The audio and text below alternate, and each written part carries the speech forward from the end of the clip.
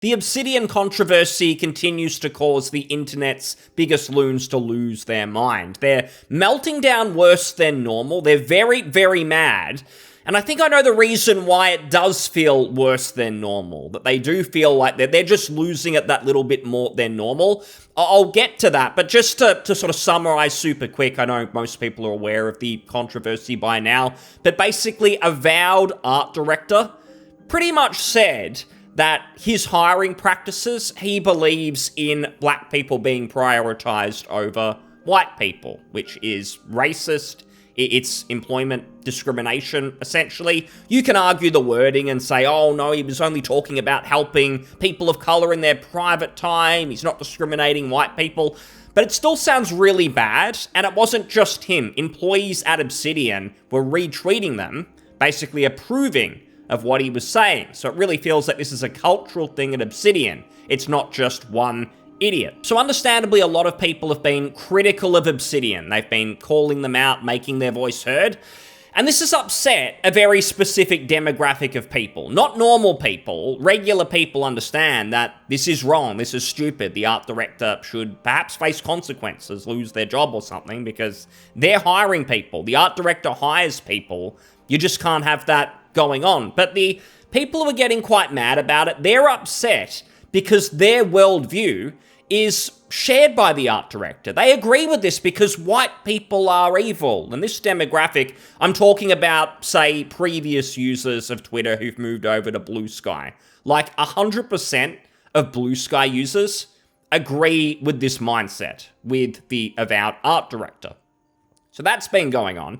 And the reason I think that people are getting so upset that the criticism of the art director of Obsidian, that it's gaining traction, they're really, really mad because it's actually sort of sinking in that they've totally lost their foothold, not just of sort of the gaming landscape and sort of mainstream game journalism, social media within games. It's basically just everything to do with identity politics and so on. Like, everyone's just had enough, and no one's taking any of these people seriously. The funny thing about the Avowed art director is I'm pretty sure he made that post originally about prioritizing people of color and hating white people, crusty old white dudes or something. They shouldn't be working in games anymore. We should prioritize others. Like, he made that post years ago, and no one really said a whole lot in the mainstream.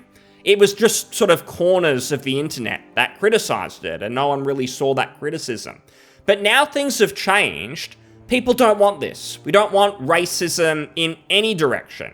We don't want that. We just want people to be hired based on merit and nothing else. Because if that's happening, games are going to improve. Discourse in general around games is going to get a whole lot better, because it's kind of hard to just purely focus on having the conversation around, like, how can we improve games and improve mechanics, all the different things that go into our favorite genres like RPG and so on, when the studios who are hiring people are not even hiring, like, the best person for the job. They're worrying, again, about identity politics, checking boxes. If the best people aren't working at these companies, we're never going to get the best games. It's as simple as that. So every consumer feels the effects of this. Some people try and dismiss and go, oh, I don't care about culture wars, just don't worry about it.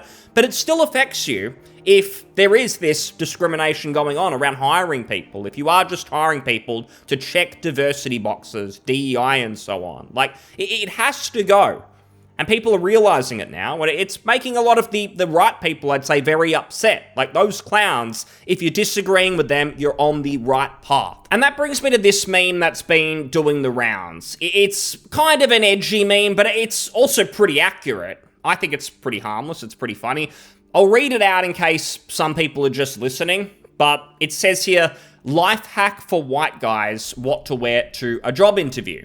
At Ubisoft, you're best to, as a man, dress up as a woman. Put some lipstick on, ribbon in your hair, bit of eyeshadow.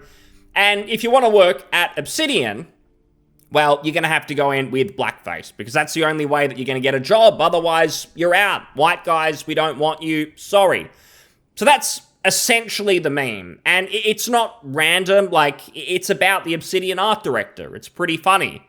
A lot of people appreciate it. In fact, this was on Reddit, and the mods didn't delete it, which is very rare. I've never been on this sub, I don't think, gaming memes, but seems alright. The mods seem to allow a bit of free expression, some actual funny stuff, instead of it all being watered down like it is on most of the gaming subs. But of course, you can't just have some harmless comedy without some people totally losing it. For instance, you've got this person, the state of this sub, it's so sad, really sad.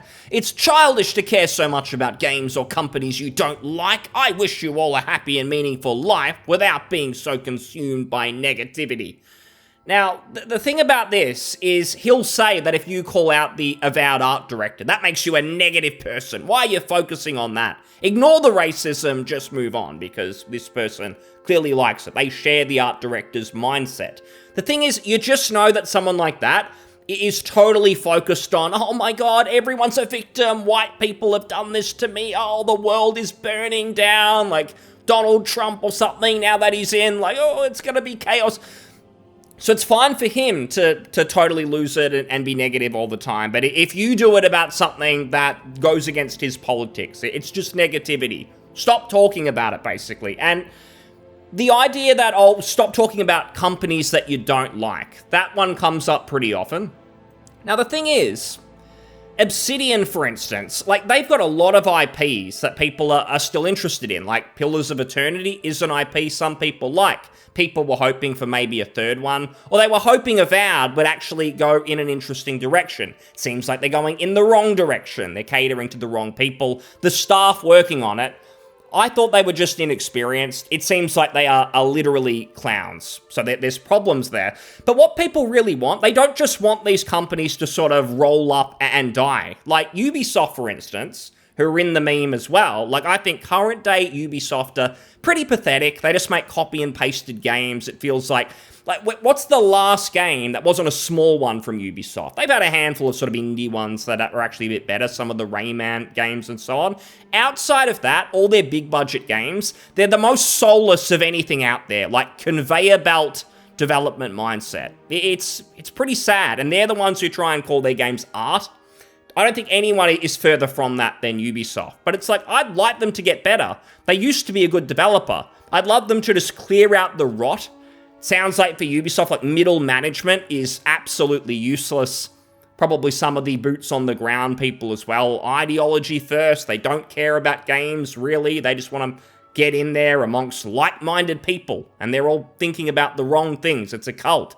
Get them out, get people in who actually care about gaming. I'd like them to get better, and I think that's why people talk about them, because they think about the good old days. Why can't we get back to those from Ubisoft and Obsidian? Not happening now, maybe it never will, but we can hope. So it kind of does come from a good place. We just want them to get better. And then you got this person. This is the part where you truly understand how brain dead the anti-woke crowd is, because one Google search will tell you that the meaning of DEI is diversity, equality, and inclusivity. Now, it's interesting. He's calling people brain dead and saying that you can solve all this with a simple Google search.